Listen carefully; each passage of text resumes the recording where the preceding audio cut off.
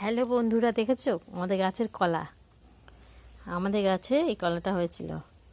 তাই আমি বললাম যে কলাটা কাটতে, বললো না এখনও পুষ্ট হয়নি। এটা মোচাটাও আজকেই কাটলাম, কাটবো করে আর কাটা হয়নি।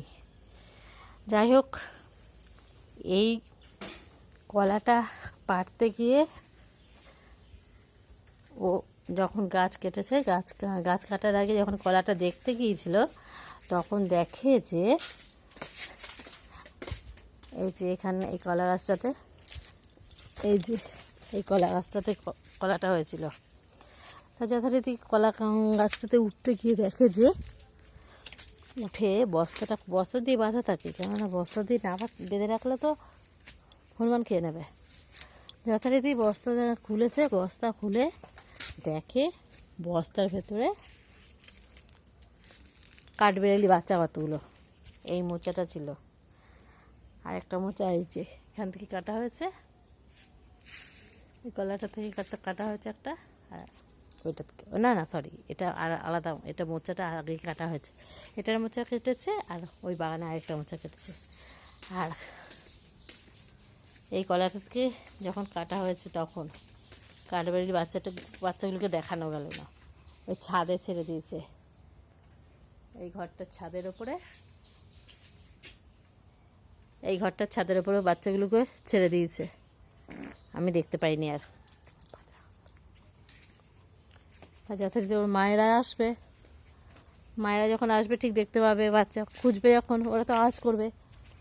প্রত্যেক সন্তানই তার মায়ের আওয়াজ বুঝতে পায়। ওই যে দেখো, ওই যে সাদা সাদা দেখা যাচ্ছে,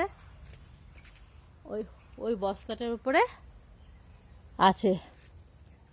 বস্তাটার উপরে না, বস্তাটার ভেতরে রয়েছে ওরা। তোমাদেরকে বস্তাটা দেখাচ্ছি, দেখা যাচ্ছে ওই যে ঘরের ওপর, ছাদের উপরে এই বস্তাটার ভেতরে কাঠবিড়ালির বাচ্চা আছে।